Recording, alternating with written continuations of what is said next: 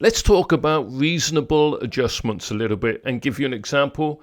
Now, this applies mainly to the UK, Australia, and some other countries, but this idea is used in many, many countries worldwide. It is worth understanding and it's very useful. So, this is used in the Equality Act 2010 in the UK, which is the main legal framework for accessibility. And it's all about reasonable adjustments. What is reasonable? So, what are reasonable adjustments?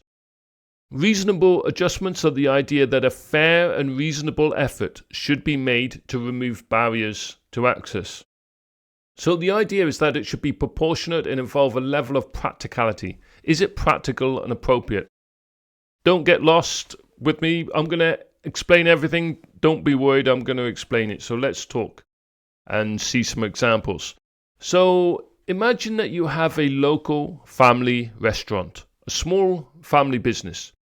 You would not be expected to develop and build a large concrete access ramp like you see in the picture because it would be unrealistic. It's inappropriate in terms of it's not appropriate to the cost of your income of your business. It could put you out of business just having to build this ramp. So it would be far more practical, for example, to build or to just buy a small wooden ramp. It might cost $100 or pounds or euros. And you could put this outside your restaurant and this would generally be considered reasonable adjustment. Now, if on the other hand you're a large location such as an airport or a shopping mall, so you've got thousands of people going through your location, and we're talking in maybe tens of thousands or millions in terms of the turnover of the location, then the concrete ramp that we looked at would probably be more of a reasonable adjustment. So it's appropriate to the number of people, the income, etc. It's got to be proportionate. So likewise, in a historic building, adding permanent ramps may not be feasible, but for a temporary ramp, it might be good enough for guided tours. So my understanding as I make this video now is that it's up to the location to decide what is reasonable. But ultimately, the courts would decide if there was a legal dispute.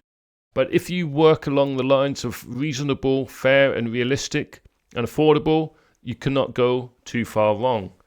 Let's just look at one example of a museum.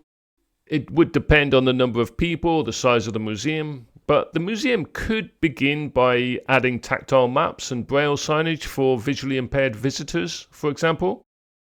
Certainly you could train staff to provide navigation assistance. And maybe if you have a temporary exhibition, for example, you could install temporary ramps if it's needed to allow access for everyone. So there's things that you can begin to do, and it should always be proportionate. That's the idea behind reasonable adjustments. So it's all about what's fair to do. Okay, that's enough about reasonable adjustments. See you in the next lesson.